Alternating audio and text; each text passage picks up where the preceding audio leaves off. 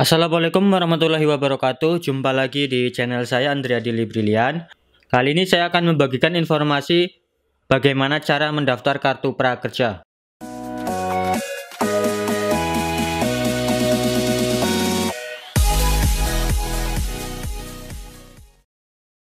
Apa kabarnya sahabat kartu prakerja dimanapun Anda berada? Semoga dalam keadaan sehat selalu. Oke, langsung saja. Di sini saya akan menjelaskan dan juga mempraktekkan cara mendaftar kartu prakerja. Nah, di sini saya mendaftar kartu prakerja untuk gelombang 8, tapi cara ini juga bisa digunakan untuk mendaftar kartu prakerja baik gelombang 9 nantinya, 10 sampai seterusnya. Karena pada intinya cara pendaftarannya itu sama, hanya ada perbedaan pada gelombang 1, 2, dan 3, sedangkan gelombang 4 ke sini 4, 5, 6 sampai 8 ini ada perubahan, yakni ada penambahan data, yakni nomor kartu keluarga. Oke, yang perlu disiapkan sebelum mendaftar, teman-teman pastikan sudah menyiapkan foto KTP dengan ukuran maksimal 2 MB. Kemudian teman-teman juga harus menyiapkan nomor kartu keluarga. Kemudian teman-teman juga menyiapkan alamat email yang valid atau yang bisa diakses atau dibuka.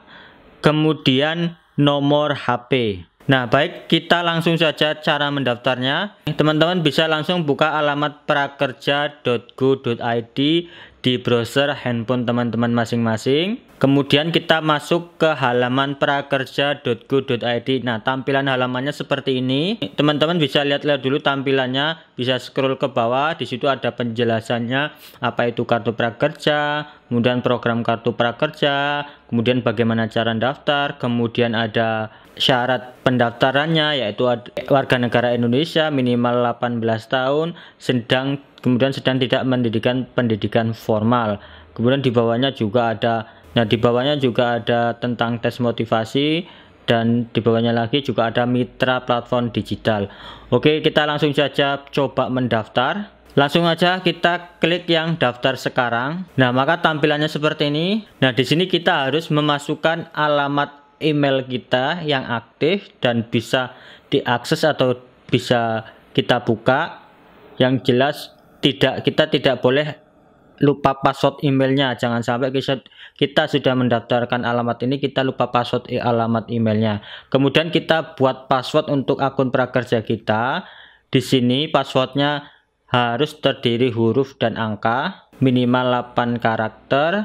Nah, kalau sudah, teman-teman klik di sini centang saya menyetujui persyaratan dan ketentuan dan kebijakan privasi yang berlaku. Nah, kalau sudah, kita klik daftar. Tunggu prosesnya. Nah, maka tampil seperti ini. Cek email kamu. Nah, kita harus mengecek kotak masuk di email kita. Ini untuk memverifikasi pendaftaran akun prakerja kita.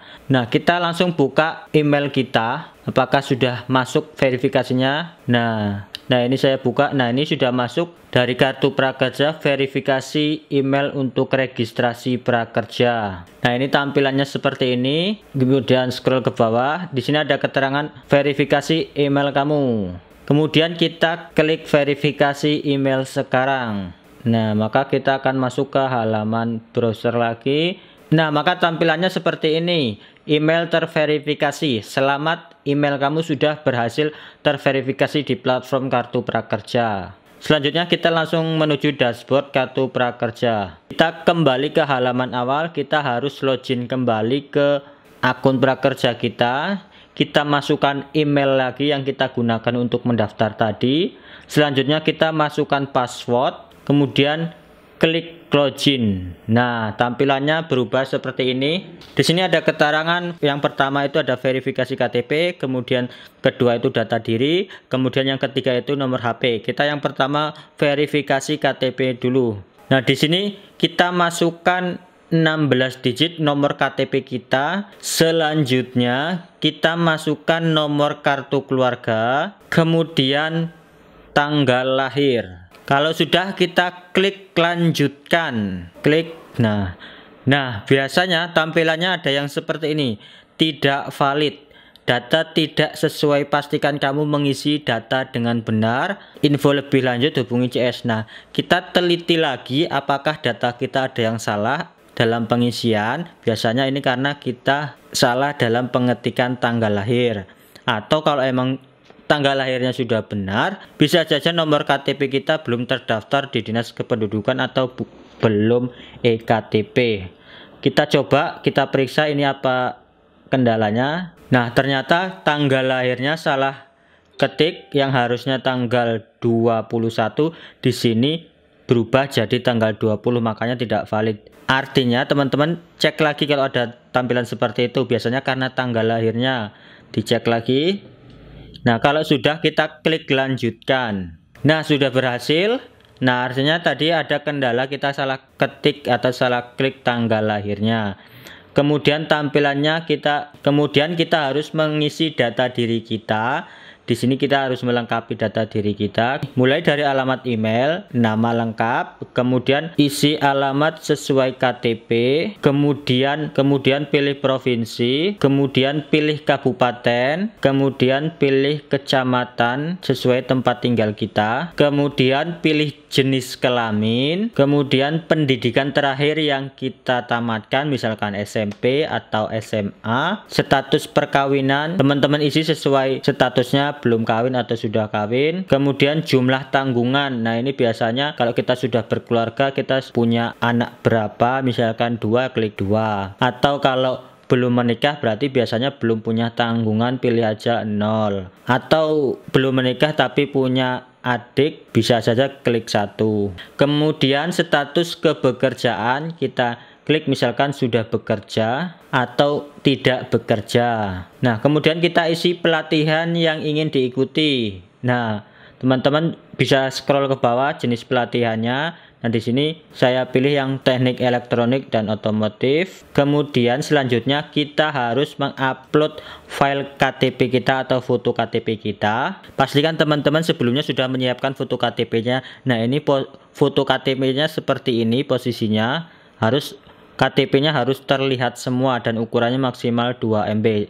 Kita klik pilih file KTP, cari di galeri kita. Nah, kalau sudah terupload nih, otomatis terupload. Nah, kalau sudah terupload, kita klik yang di bawah, kita centang saya bersedia mengisi seluruh data yang dibutuhkan dengan sejujurnya. Kalau sudah, kita klik lanjutkan. Nah, setelah itu kita harus melengkapi nomor HP kita, verifikasi nomor handphone.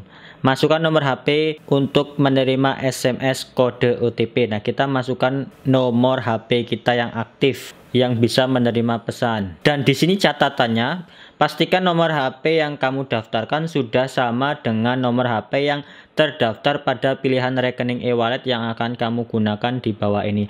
Artinya kita gunakan nomor HP yang sama yang nantinya juga digunakan untuk nomor rekening e-wallet kita, misalkan OVO, Link Aja ataupun GoPay. Nggak boleh berbeda. Kalau berbeda nanti insentifnya tidak cair. Nah, kita ketik nomor HP kita, kemudian kalau sudah kita klik kirim, maka kita harus mengisi nomor kode OTP yang telah dikirim ke HP kita. Ini saya sudah menerima kode OTP-nya, saya masukkan langsung kodenya. Kemudian kalau sudah, klik verifikasi. Nah, maka ada tampilan selanjutnya seperti ini. Pernyataan pendaftaran. Apakah Anda sedang sekolah atau kuliah? Saya jawab tidak. Kemudian, apakah kamu seorang pejabat negara? Tidak. Apakah kamu seorang aparatur sipil negara? Tidak. Kemudian klik berikutnya. Apakah kamu seorang prajurit Tentara Nasional Indonesia? Saya jawab tidak. Klik berikutnya. Apakah kamu seorang anggota kepolisian negara Republik Indonesia? Saya jawab tidak. Klik berikutnya. Apakah kamu seorang kepala desa dan perangkat desa? Saya jawab tidak. Klik berikutnya. Apakah kamu seorang direksi, komisaris, dan dewan pengawas pada badan usaha milik negara atau badan usaha milik daerah? Saya jawab tidak. Klik berikutnya. Apakah saat ini Anda menganggur? Saya jawab iya. Kemudian, apakah Anda pernah bekerja sebelumnya? Saya jawab iya. Apakah Anda menjadi menganggur karena adanya COVID-19? Saya jawab iya. Nah, maka kita sudah mengisi pendaftaran. Nah, tampilan di sini tampilannya pendaftaran selesai. Terima kasih sudah mengisi pernyataan kamu. Pernyataan kamu isi sudah berhasil disubmit. Kemudian kita klik OK.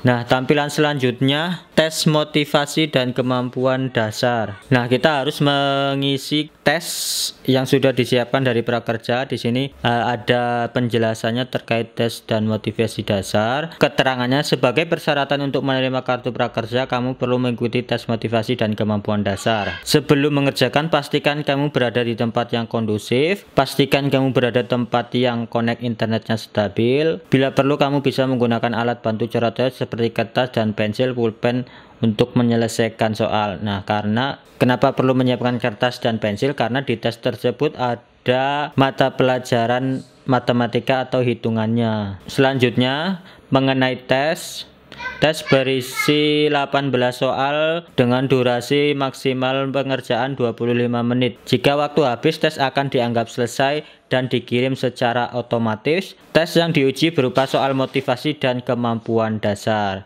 Nah, kalau kita sudah siap, kita langsung klik mulai sekarang. Nah, ini contoh soalnya. Teman-teman nanti bisa mengerjakan isi sesuai yang teman-teman anggap jawabannya benar. Di sini saya tidak akan menampilkan semuanya karena waktu durasi terlalu lama. Teman-teman nanti bisa mengerjakan secara langsung karena tesnya hanya kemampuan dasar seperti motivasi dan hitung-menghitung. Nah, saya percepat. Nah, ini saya di soal terakhir. Nah, teman-teman juga harus memperhatikan waktunya karena waktunya hanya 25 menit. Teman-teman harus selesai sebelum 25 menit. Nah, ini soal terakhir. Nah, kalau sudah, maka tampilan terakhir konfirmasi jawaban. Sudah yakin dengan jawabanmu? Nah, kalau belum, kita klik belum. Teman-teman mau ngecek ulang silakan, atau kalau sudah yakin klik ya sudah. Nah, selanjutnya tampilannya tes selesai. Tes kamu sudah berhasil dikumpulkan dan akan segera kami evaluasi. Cek dashboard sekarang. Nah, kemudian tampilannya seperti ini, ikuti seleksi. Terima kasih telah mengikuti tes. Klik gabung pada gelombang yang sesuai preferensimu untuk mengikuti seleksi selanjutnya. Nah, saya akan gabung pada gelombang 8. Nah, cara ini juga sama nanti ketika prakerja gelombang 9, 10 dan seterusnya, kita tinggal klik gabung. Kalau kita tidak lulus gelombang 8, bisa gabung ke gelombang selanjutnya, tidak perlu mendaftar lagi, hanya cukup klik gabung aja. Gelombang 8 itu pendaftaran prakerja itu mulai dari tanggal 10 September hingga 14 September. Selanjutnya saya klik gabung, kemudian tampilannya konfirmasi pilihan. Bergabung dengan batch berikutnya, gelombang ke-7 Lampung. Nah, klik ya gabung. Nah, maka tampilannya seperti ini. Ada lembar persetujuan prakerja. Di sini ada keterangan nama, kemudian alamat, kemudian nomor induk KTP kita, kemudian tanggal lahir, dan di bawah ada pernyataannya. Di sini pernyataannya yang pertama, semua informasi dan atau data yang saya berikan adalah secara sukarela dan merupakan data atau informasi yang benar dan disampaikan secara akurat. Kemudian poin B, ya saya menjamin telah menaati segala peraturan yang berlaku terhadap program kartu prakerja dan tidak melakukan kecurangan dan atau pelanggaran lainnya dalam melakukan pendaftaran program kartu prakerja. Dalam hal saya melanggar pernyataan dan jaminan ini, saya bersedia dituntut dan mengganti kerugian negara sesuai dengan peraturan yang berlaku. Nah, selanjutnya kita tinggal klik ya saya menyetujui. Nah, maka tampilannya seperti ini. Ya, pendaftaranmu sedang kami evaluasi.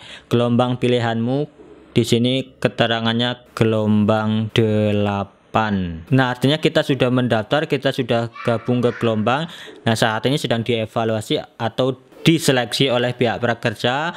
Untuk pengumuman lulus dan tidaknya nanti silakan ditunggu sampai pendaftaran gelombang itu ditutup. Nanti ada informasi kalau tampilannya belum berhasil artinya kita belum lulus. Kalau tampilannya selamat dan disertai dengan ada nomor kartu prakerjanya, ada saldo yang dalam proses, kemudian sambung rekening dan sertifikat, itu artinya kita lulus prakerja. Oke, itulah tadi cara pendaftaran kartu prakerja. Semoga bermanfaat. Semoga teman-teman yang mendaftar kartu prakerja segera lulus. Terima kasih sudah menonton. Jangan lupa subscribe untuk mendapatkan informasi terbaru mengenai kartu prakerja.